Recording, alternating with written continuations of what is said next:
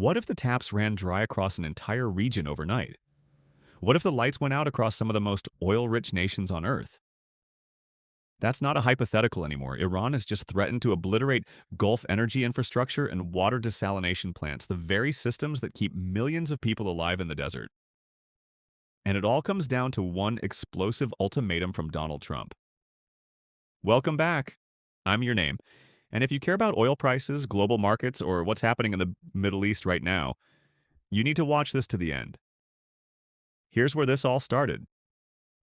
On Saturday evening around 7:45 p.m. Eastern Time, President Trump posted one of the most alarming messages to hit social media in years. He gave Iran a flat 48-hour deadline: fully reopen the Strait of Hormuz without any threats, or the United States will strike Iranian power plants. Starting with the biggest one first. Now, the Strait of Hormuz is not just any shipping lane. It's the narrow waterway along Iran's southern coast through which roughly one-fifth of all the world's oil and liquefied natural gas normally flows. Iran has effectively shut it down, and that has already triggered what many analysts are calling the worst oil crisis since the 1970s. European gas prices alone surged as much as 35% in just 1 week. But Trump's ultimatum didn't stop the escalation. It supercharged it. Iran's response came fast, and it was chilling. Iranian military spokesman Ebrahim Zolfakhari issued a stark warning through state media. If Iran's fuel and energy infrastructure is struck by the enemy, then all energy infrastructure, IT systems, and water desalination facilities belonging to the U.S. and its regional allies would be targeted in retaliation. Then Iran's parliament speaker, Mohammad Bakir Kalibaf, doubled down. He posted on X, formerly Twitter, warning that critical infrastructure and energy facilities across the Middle East could be irreversibly destroyed if Iranian power plants are attacked. And Iran's powerful Revolutionary Guards went even further. They declared that the Strait of Hormuz would remain completely closed and would not reopen until any destroyed Iranian power plants are fully rebuilt. Let that sink in. Not partially open, not open with conditions, completely shut. Indefinitely. Now here's where this gets truly frightening, and it's the part most news outlets aren't fully explaining. Yes, attacking Iran's electricity grid would hurt Iran, but the threatened counterstrikes on Gulf desalination plants could be far more devastating for Iran's neighbors. Why? Because Gulf states consume roughly 5 times more electricity per person than Iran does. That electricity doesn't just power their cities, it runs the desalination plants that turn seawater into drinking water. Let me give you the numbers. Bahrain and Qatar. 100% of their drinking water comes from desalination. The United Arab Emirates, more than 80% of drinking water comes from desalinated seawater. Saudi Arabia, around 50% of its water supply depends on desalination. These are not small countries with small populations. We're talking about some of the wealthiest, most strategically important nations on the planet. If those plants go dark, those cities go dry, this is an existential threat, not just an economic one. And all of this is happening against the backdrop of a war that's already been raging for over 3 weeks. The United States and Israel launched military operations against Iran on February 28th. Since then, more than 2,000 people have been killed. Markets have been convulsed. Fuel costs have spiked globally. And fears of a return to 1970s-style inflation are spreading. Just this weekend, air raid sirens blared across northern and central Israel, including Tel Aviv and the West Bank, warning of incoming Iranian missiles. The Israeli military confirmed it completed a wave of strikes on Tehran, hitting a military base and weapons production facilities.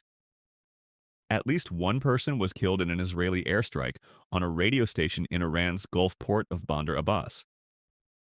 Iran fired long-range ballistic missiles reportedly with a range of 4,000 kilometers, targeting a U.S.-British military base in the Indian Ocean.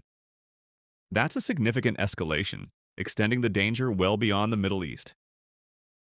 Israeli military spokesperson Brigadier General Efi Defrin told reporters bluntly, Israel expects weeks more of fighting against both Iran and Hezbollah. Yes, there is a second front to this war. Hezbollah, the Iran-backed armed group based in Lebanon, entered the regional conflict on March 2nd. Since then, it has launched hundreds of rockets into northern Israel, prompting a major Israeli military response that has killed more than 1,000 people in Lebanon. Israel says its forces have been raiding Hezbollah sites in southern Lebanon. It also announced it has ordered the military to accelerate demolishing homes in what it called frontline villages and to destroy all bridges over Lebanon's Litani River. This conflict is no longer a single front. It is expanding. The financial world is already bracing. Oil prices hit their highest close in nearly 4 years on Friday. Asian markets opened choppy this Monday. Market analyst Tony Sycamore of IG described Trump's ultimatum as creating, and I'm paraphrasing here, a 48-hour ticking time bomb of uncertainty over global markets, and said he expected stock markets to fall when trading resumed. And if Iran does follow through on its threats to Gulf desalination and energy infrastructure, the market consequences would be orders of magnitude worse than anything we've seen so far. Where things stand right now. So where does this leave us? Trump's 48-hour clock started ticking Saturday night. That deadline lands around 11:45 p.m. Greenwich Mean Time tonight, Monday, March 23rd. Iran has not backed down. It says the strait is still technically open, but only to ships that aren't considered enemies of the state. Ship tracking data shows a small number of vessels, Indian-flagged ships, a Pakistani oil tanker have managed to negotiate passage. But the vast majority remain stuck. The U.S. and Israel insist 3 weeks of airstrikes have significantly degraded Iran's military capabilities.